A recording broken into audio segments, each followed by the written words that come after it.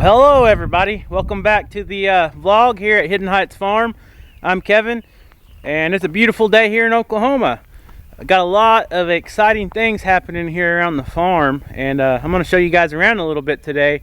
But first, let's take a look at these raised beds. If you guys have been following some of my previous videos, you've seen me and the family build some raised beds and mix up some super soil to put in there. And 6 days ago we got a lot of different varieties of seeds planted, and what I'm going to show you guys is a lot of these seeds has germinated and it's popped through the soil. So now we gotta find some trellis and things like that. I got some sugar snap peas that's sprouted up. We gotta build some trellis for that today. And we got some cucumbers and some greasy wax beans that also are in the cucumber bed that is going to share the same trellis with the cucumbers. But man, they're starting to grow really quick. This super soil is good stuff. If you guys are interested in this super soil, go over to Bumblebee Junction's channel and check out his video. It is in his playlist. It's usually the top video on his playlist, and you can find the ingredients for this super soil if you have raised beds or anything else, even pots. Stuff's really good stuff for any kind of garden plant. So let's take a look at these raised beds. So you see here, we've got a variety of lettuce planted in these first few rows, and right there are radishes, and then we also got some spinach coming up. This stuff grows super fast. Carrots have not sprouted yet. Let's see what else. Alright guys, if you can see that right there, I got some red Russian kale coming up. And we also have some Swiss chard, which I'm going to have to thin this out a little bit when it gets a little bigger. And then we got some 1015 sweet onions growing right here. Alright, so over here, I put this bar here in the raised bed so we could plant down on both sides of it, and we would know where the cattle panel is going, because we didn't have it put in this bed yet. So this is where the cattle panel is going to go, right between here. And if you can see on both sides of this pipe, on this half of the bed over are the Cherokee greasy beans, and then over there I have pickling and slicing cucumbers. So we're going to get a cattle panel put here for a trellis, so all these climbers can grow up on that, and it'll be easier for picking and such. But let me show you here. These things have sprouted really quickly, and I didn't even soak these in water before I planted them, and they are ready to start climbing. And then you got your cucumbers.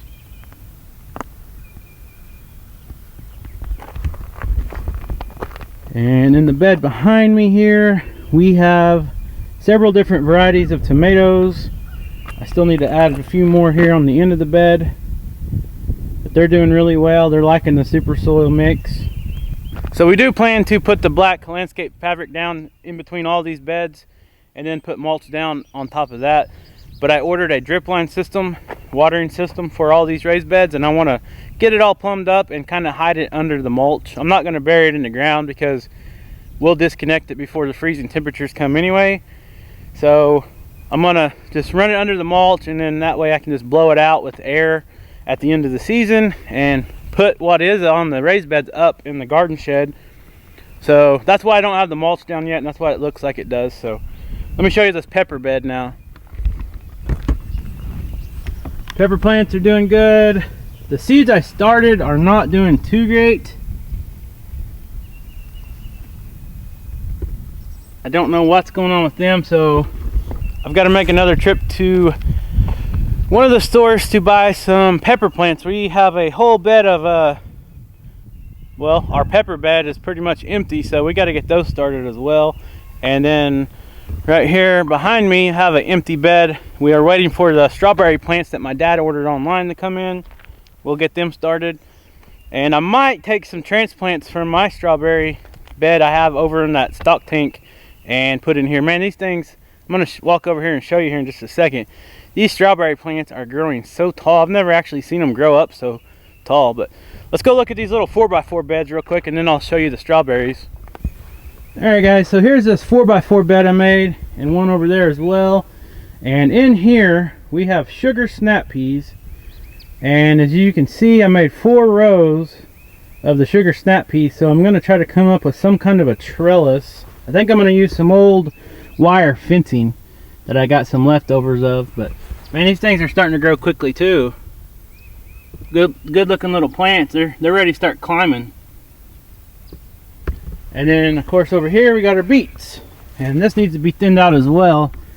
Kai May, my daughter, helped me plant these, so there's several that's growing, like 2 per hole, so they need to be thinned out. But we'll probably use a lot of these for maybe juicing, and we'll try to pickle some in jars. Let's go look at those strawberries. Alright guys, so you see the strawberry bed behind me. This is like a 4-foot in diameter stock water tank that rusted out in the bottom. It's really old, so I just converted it into a strawberry bed. And if you see this fence behind me, there's a reason I have this little 4x4 wire fence put up. Let me show you. So I got this strawberry bed, and if you notice, why are there no plants back here now? That's because the goats figured out they could stick their head through that fence and eat all the strawberry plants they could reach. So I got this little scrap piece of 4x4 for now in its place, and now they can't stick their head through there, so hopefully they won't eat any more of these strawberries. See there, they've been munching all the leaves and berries off. Got several little berries growing, looky there. I mean, look how high these are.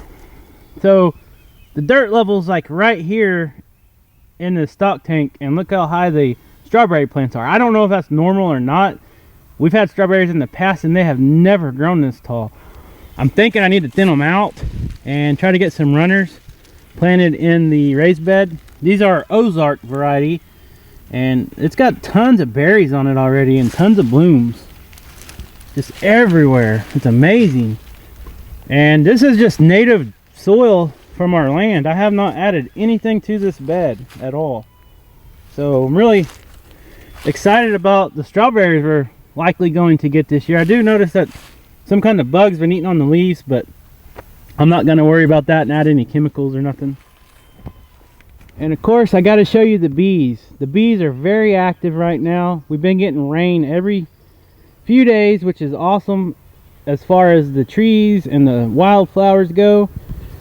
So let me try to zoom in here. Let me get a good angle and zoom in. These bees are carrying tons and tons of pollen in, and that is great. Hopefully we'll have a good honey harvest this year. If you can see those little yellows, it looks like it's yellow pollen. It's on their back legs. They carry it in little pockets.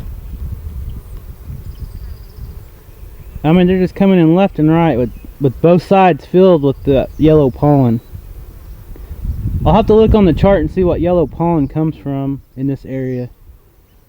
But that looks like that's the main color they're bringing in.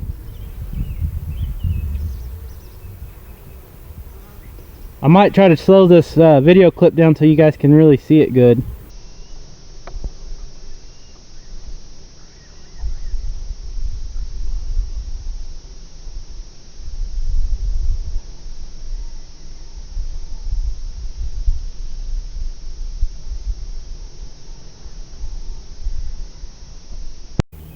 Okay, so I came out here to show you guys the pear trees, and I noticed this up there. That's not good.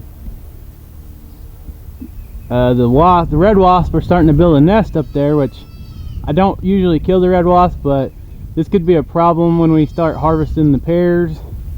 So I'll probably have to get rid of this nest before they bring in and start laying more babies. Hopefully they can just go build somewhere else, but let me show you. I got some pears growing here. Got several pears on this Bartlett pear tree. So hopefully we get a little bit of a pear harvest this year. See that little pear right there? Not tons of pears on here, but there's several, so hopefully, you know, this is still just a young tree. It's just 2 years old, so hopefully we'll get a little bit of a harvest anyway. And let me show you the Moonglow pear tree. it's got several little pears on there as well. So we'll get enough to eat on anyways. Probably not enough for canning this year, but I really need to prune these trees later this fall. And they're growing really tall, so I'll probably prune the tops of them so they'll try to grow out a little wider. And so now we're out here in the little apple orchard. We have 6 apple trees planted out here, and you're looking at the biggest one we have, which has just been planted for 2 years here. This is a Yellow Delicious, and this thing has tons of apples on it. So this will be our first year that it's really produced. Like last year we picked most of them off because it wasn't a really big tree, but it's getting bigger now. The trunk's bigger, and I think it can support the load of a apple crop, so we're gonna let it grow, and hopefully we'll get to pick some apples off of it this year. I mean, this thing has a ton of apples already. It got pollinated really well this year. So some of the other exciting news I was talking about earlier is a lot of those little broody hens that we had setting in the chicken coop in the nesting boxes on their clutches of eggs, they all pretty much hatched their babies out. So we have babies running around everywhere. And I think I put 8 of them in the brooder. I think I showed you guys the other night in the video. So let's go take a look and see how these babies are doing. There's not a lot of them running around, but they're everywhere. So a lot of them's out in the woods as well.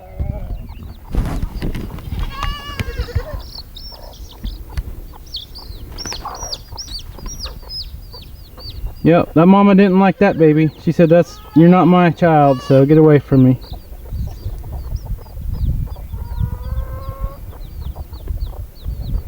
I don't think they know which mom is theirs.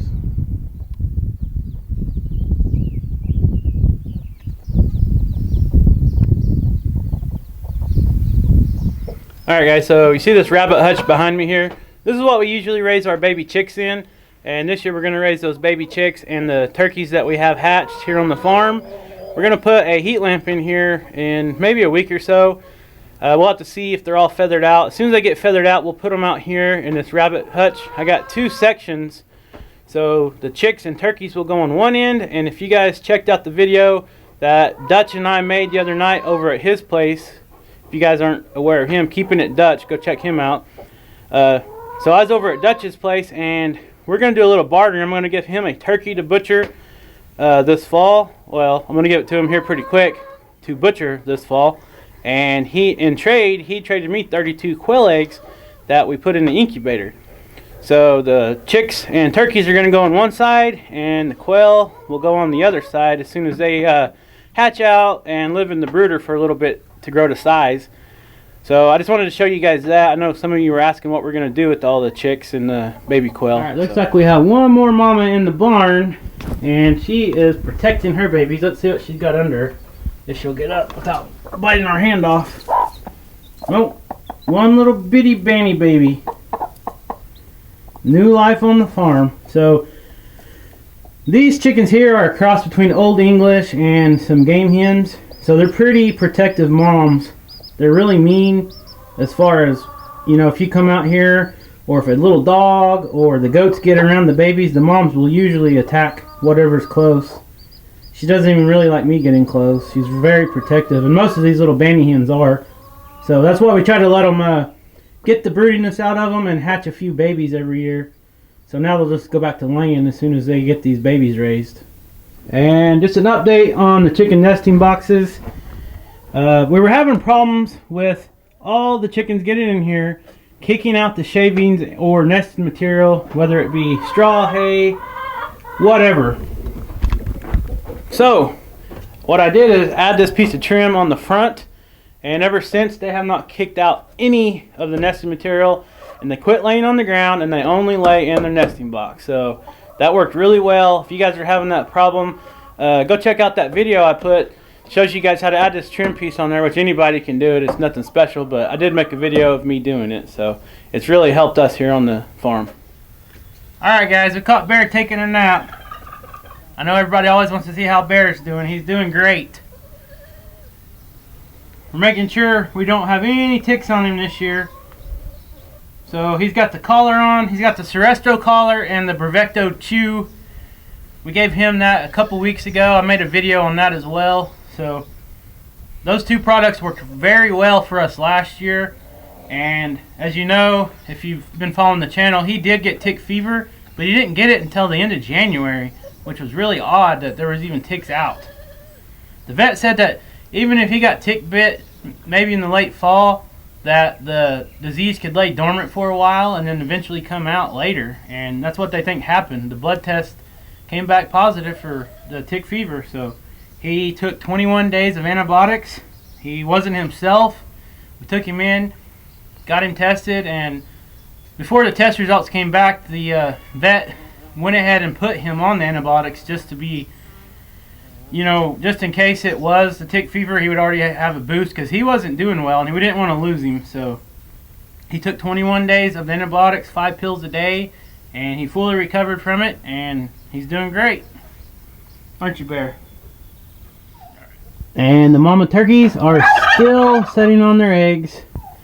They should have another week or two left. Don't know if any of these are fertile. My last batch that I put in the incubator, only like 2 out of like 15 were fertile. So as you guys know, I've been talking about this Tom in some of my videos. I think he's just too fat to get the job done. He's not fertilizing the hens very well. So he might be Thanksgiving dinner this year. Okay, so I got some material to go ahead and build some trellis for these sugar snap peas. And what I got is, I got a few of these old stainless panels like this that are just about the right width for the raised bed. And then I got some rebar I'm going to drive on the sides just to support it. And some copper wire to tie it up. So let me get one put in here and I'll come back to you guys.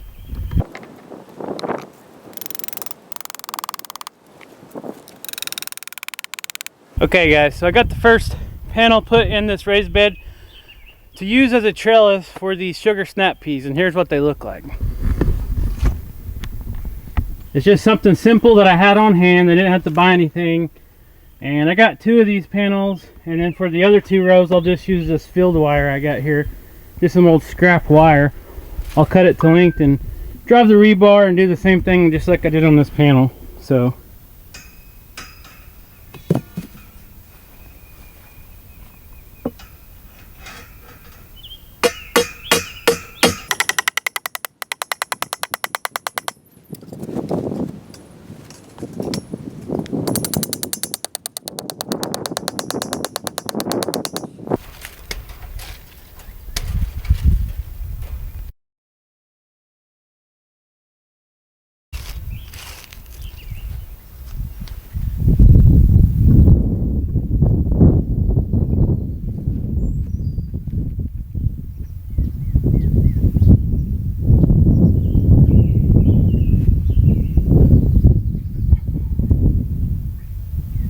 okay, so I got the trellises done for the sugar snap peas, and now all I need to do is go find me a cattle panel to cut down to put for the Cherokee greasy beans and the cucumbers for their trellis.